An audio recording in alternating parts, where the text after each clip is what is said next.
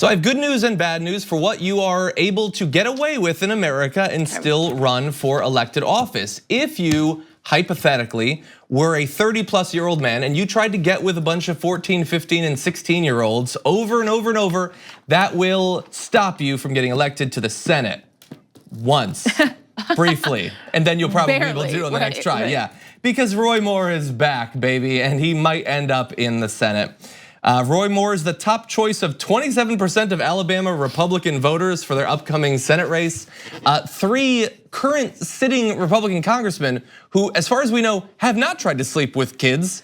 Mo Brooks would take 18%, Bradley Byrne at 13%, Gary Palmer at 11%, and a few others down there. But right now, Roy Moore is dominating the field in this race. And of course, it's interesting that he's dominating, even though he's not in it yet.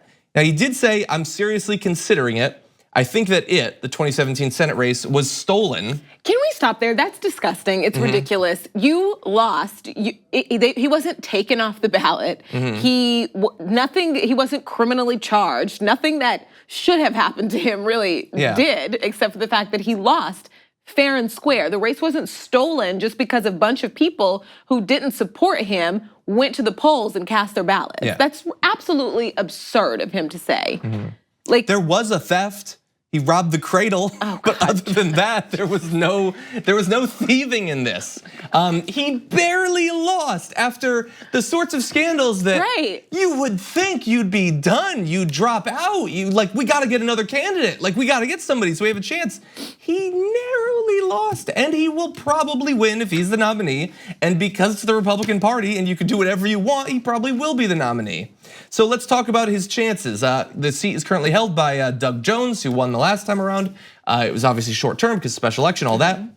Just 45% of those in Alabama say they approve of the job that he's doing.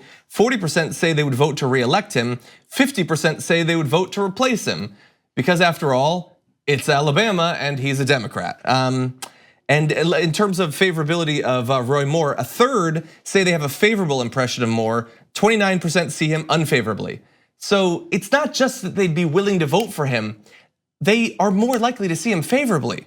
It didn't even really hurt him that much, because the thing is, it seemed like once the allegations started coming out that we were gonna have the sort of fight that we always have to have, where we have to convince people that the women aren't lying, because in America, we just assume women lie about this stuff. But that's not what it was about. It wasn't like the Republicans all thought that the women were lying.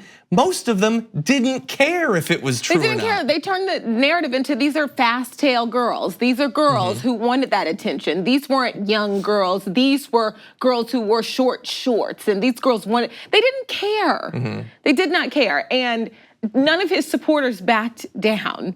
Just more people were furious about this across the country. And decided to go out and focus on people who should be voting. And all of those people still had the opportunity to vote for Roy Moore. They just didn't. And again, it was barely. This is ridiculous. And I think he's talking about an election being stolen. Multiple women came out and said he stole their childhood and stole their innocence. And he got away with it. And he is still brazen enough to be participating in interviews and this conference. Go away, for your family's sake. He's gonna go to DC. It's ridiculous. He's gonna end up in Senate. I mean, that's what it looks like at this point. Maybe if there's some sort of huge wave, if we have the exact right pick on the Democratic side and they're able to simulate a lot of turnout, but it's probably gonna be pretty close regardless. And in a pretty close race, Doug Jones loses, that's the problem. So while we would like to imagine that in America, the people who end up in the Senate and the House are the best of us, no, they're the worst. Not even the worst of this generation. They're the worst of a past generation, which is pretty bad too. And might end up in the Senate, actually. Thank you very much for watching this clip from The Damage Report. If you liked it, don't forget to subscribe to this channel and ring the bell on YouTube to get notifications of our new videos.